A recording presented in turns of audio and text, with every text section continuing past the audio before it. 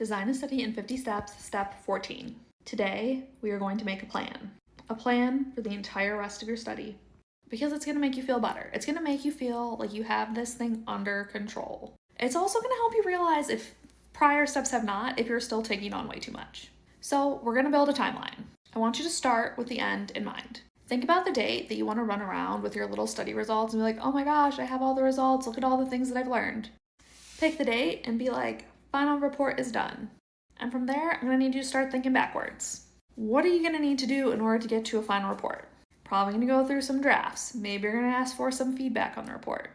Amazing. Backward map those dates on there. What is the date that you're asking for feedback by? What is the date that you're sending out the draft of the report for feedback? What is the date that you're doing the first draft of your report? Put these things on your list. In order to do a first draft of your report, what do you need to have done? Well, you need to have all the analysis done. Okay, so what is the date that you're going to have all of your analysis done? You're going to have all of your analysis done, you're going to have all your data collected. So what is the final date for all the data to be done and collected? And then you might think in more details and be like, oh, like between collecting and analyzing, I'm actually going to need to clean the data, so I should add that data in there too.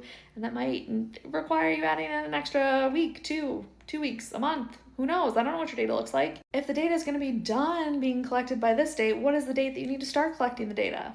And yes, you should be thinking about this for all the different types of the data that you've listed out previously. Put all these dates on the list. If you want to start collecting data on this day, then what is the day that you need your tool to be ready by? Put it on the list. You're going to go through multiple drafts of your tool? You are, because you're going to do a good job designing your data collection instrument. So like, what is the date of the first draft? When are you getting feedback on it? What is the date of the final draft? The tool has to be done by this date in order for me to stay on my timeline and collect my data. All of this is going on your timeline scheduling list. Other things you might want to include. When are you going to have to identify your sample, your people by? Are you going to have to submit to an IRB? You might want to allow a month or so for that if you're going to have to go through an institutional review board. I want a list from like where you are today to where you are at the final report, and I want it date stamped. For the love of God, be realistic. Like your timeline can get unrealistic later. Let's start out with a realistic one. So none of this like, oh, I'm going to analyze all of my data in 1 week. You're not. You're just not. You're not. Don't put 1 week for that. Maybe you end up analyzing in 1 week because emergencies happen. Fine. That's like worst case scenario later down the line. It's not like this timeline is set in stone. This is to set you up for success. This is to give you a plan to follow, some structure to work towards. So today, plan it all out. Put the dates on there. They can shift. They're not set in stone. Don't let it stress you out. Give yourself grace. Build in extra time because things always take longer than we think it will.